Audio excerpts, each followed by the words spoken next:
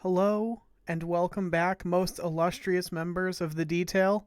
I'm your host, D, also known as MTF Doom, and today I have the top 10 location interactions. Some of them are just fun facts that you might not know. For instance, the location behind me, Ego, originally had massive mommy milkers. I hope you enjoy.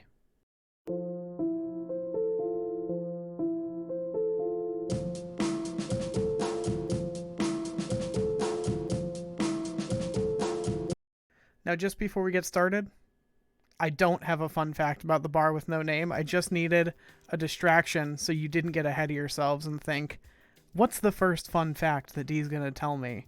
The first fun fact I'm going to tell you is, in fact, that you should subscribe. That's the first one.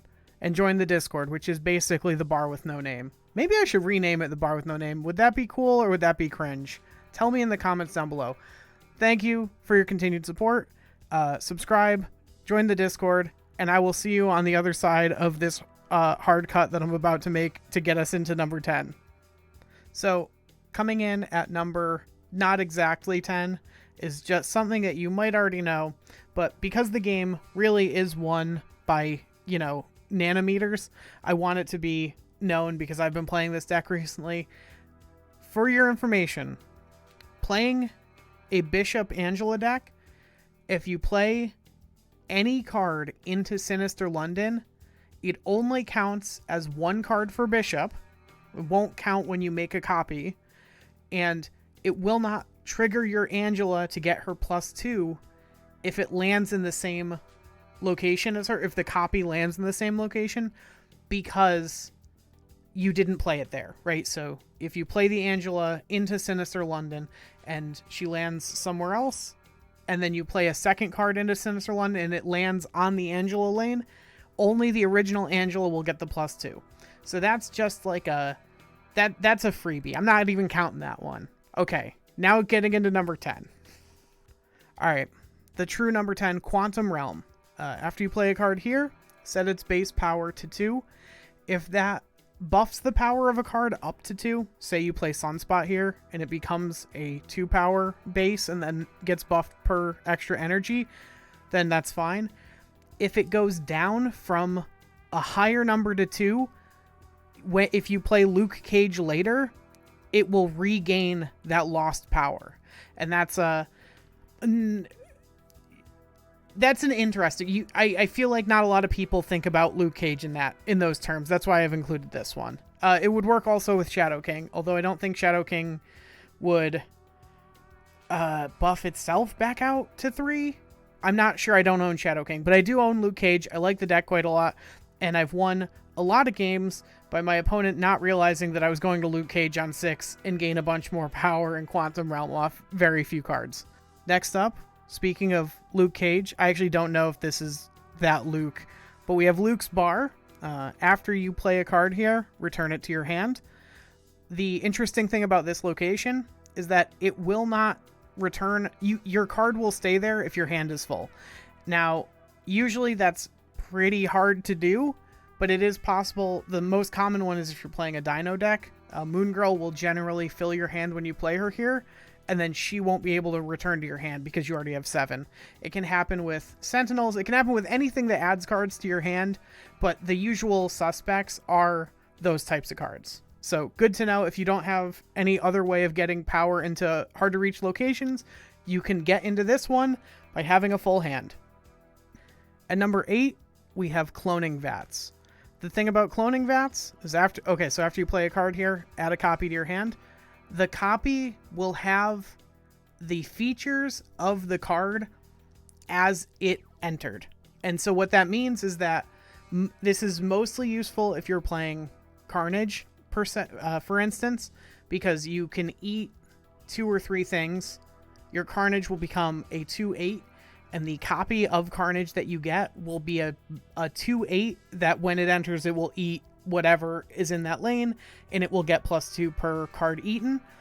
It is also useful if you are playing a 0 deck, and if you go 0 and then play Titania into the Cloning Vat lane, you will get a silenced Titania back to your hand. You'll get a 1/5 with no downside. So that's like a really good use of cloning VATs. If you didn't know, it does copy those parts of your card as well.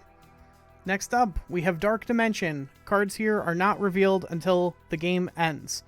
So, just because I love Bishop, this isn't really the big one about this, but cards that flip up at the end of game count for Bishop. So even if you play them before you played your Bishop, when they flip up, they'll trigger your Bishop getting +1.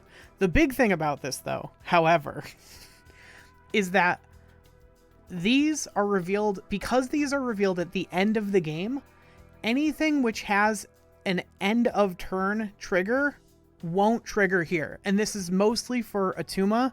Attuma says at the end of your turn, if there's another card here, destroy this card. That won't happen in Dark Dimension, because by the time Attuma checks at the end of the turn, should he destroy himself? No, because he's not face up. Then the game is going to go to the end of the game phase. Everything flips up. The end of the turn has already passed, so his trigger never checks again, in kind of magic terms. So this also works with Invisible Woman. Just so you know, Attuma is safe under... Well, Attuma's less safe under Invisible Woman. Attuma's quite safe under Dark Dimension. Next up, we have the Bifrost. After turn 4, move all cards one location to the right. Now, this kind of goes along with the last one we did. This will not move face down cards. And again, so that means Dark Dimension, it means Invisible Woman, and then it means the other Lemuria. And that's a weird one because in general, Lemuria couldn't... The only way it could happen is with a Reality Stone or a Scarlet Witch. Basically, like if a location gets flipped into Lemuria and then nothing else is flipped up on turn 4, those remaining cards that didn't get flipped up will not move via the Bifrost. Just so you know. Now, if it's something like Invisible Woman, she'll move, and then the cards that were face down will flip up the following turn, so keep that in mind. Like, if you're trying to pull off like a sneaky play, they won't stay face down until the end of game. They will flip up, but they won't flip up that turn. Just very interesting. That's why it's on the list, I guess. Next up, we have District X. Replace both decks with 10 random cards. And just the thing to know about this one that I find very interesting is that in-deck effects will still trigger in your new deck that you don't know are there. So on turn 1, if your deck is replaced with 10 random cards, and one of those is Domino, you will draw Domino on turn 2. This also means you can draw Domino not on turn 2. Like, if X flips up on 3, you can just naturally draw Domino on a turn that you would not otherwise be able to ever draw her. I guess other than like Attilan, that one could, I guess, do it. And hilariously, my most hilarious interaction with this is getting jump scared by an Umbaku that jumped out of my deck on the end of game and won me the game because I had no way of knowing that I had an Umbaku in my deck. Next up is Morag. You can't play your first card here each turn. And this is, again, just a little like Bishop thing. There's a lot of these that I've only picked up because I play that deck so much. But if you play Mysterio, like say it's the only card you play in a turn, it will add a clone to Morag, even though it would be completely impossible for Mysterio to be there, which is kind of unusual because there are other locations where Mysterio can't be placed that will not add a Mysterio clone. But it's very interesting. Morag doesn't do that. If the only card you play in a turn is Mysterio, it will add a clone to Morag, even though that couldn't possibly be the real one, because it's the only card you played that turn. Next up, we have the Nexus. Your power here is granted to other locations as well. Now, this one is kind of hard to put into words. I've scripted this all out, so I have it in front of me how I want to say it, but what this does is this does not add another Nexus's power to itself. So if you have Westville turns it, no, there's locations that turn into a copy of another location, and then there's like, you know, you can Scarlet Witch into something and have like 2 of the same. If you end up with 2 nexuses, they will not power each other. So if you have 1 power in each, you will just have 2 power everywhere. But you won't, and this tracks logically, right? Because if they did exactly what they said they did, as soon as both players put any amount of power in both nexuses, they would both go infinite, which would obviously not make any sense. Like, we don't need any extra reasons for the game to crash. So it doesn't exactly work with itself in the way that it reads that it should, but it's for the best that it doesn't. But what it does do is it does add, like, if Baxter building, for instance, is in the game and you're winning Baxter building, even if you're only winning it because of the Nexus's bonus, you will get the +3 from Baxter building added to your Nexus, which can cause it to be harder to overcome that initial, like, inertia to get back Baxter building. It can basically cause really weird power swings and breakpoints that don't work exactly how they seem like they should. But I don't really think there's a better way of doing this. It's just something to keep in mind that if both of these flip up, it might be worth trying to take the initiative and getting advantage on both of them as quickly as possible, so you don't have to try to overcome like 6 power that you didn't need to, that you like kind of shouldn't have had to win the game, because it'll like then swing by 12. I think that's, I'm not exactly explaining it right, but it's one of the more esoteric ones. I mean, we're getting in the top 3 now. They're going to be esoteric. All right, next up we have Collapsed Mine. Fill this location with rocks. Skip a turn to destroy your rocks. You would think, because of the juxtaposition of these 2 sentences, that they were related, but they are not. If you skip a turn while Collapsed Mine is face up, you will destroy all of your rocks, whether they are in Collapsed Mine or whether they were put there by Collapsed Mine.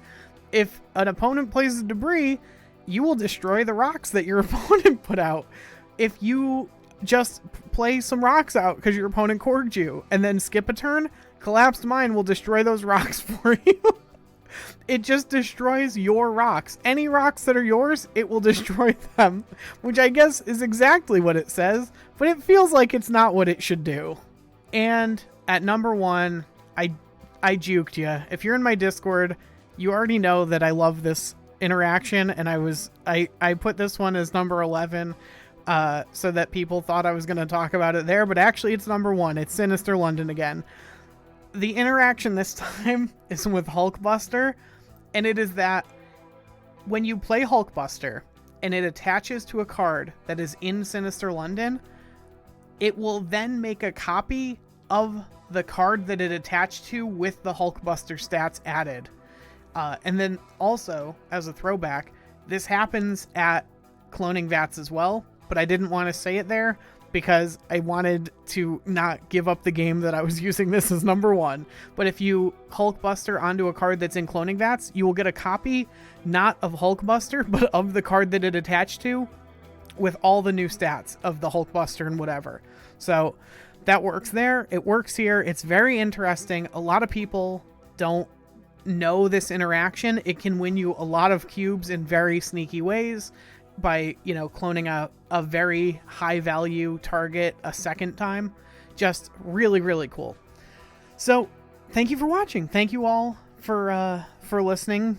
You know, I've been like not doing listicles, but I got requested, and you know, I am a person of the people. I give you what you want, and I hope that this lived up to the expectations. I actually went through, and as I was writing the script, I was like, I'm just going to go through all the locations and start taking notes of any like little quirk of any one that I know and just see how many I get to. And I came to exactly 10. So it worked out great. This was a lot of fun. I love doing stuff like this, taking a little break from the sort of very sweaty deck techs that I get into sometimes. Thank you all for watching. I hope you found this elucidating, enlightening, or enriching. If you did, as always, I implore you to there's a location down below in red. It's the location to subscribe, and it gives you it gives me +1 power. It gives you nothing. It gives you good content most days, and it gives me +1 power. So if you could hit that location for me, that'd be great. I hope that you have a great day, and I will see you all tomorrow.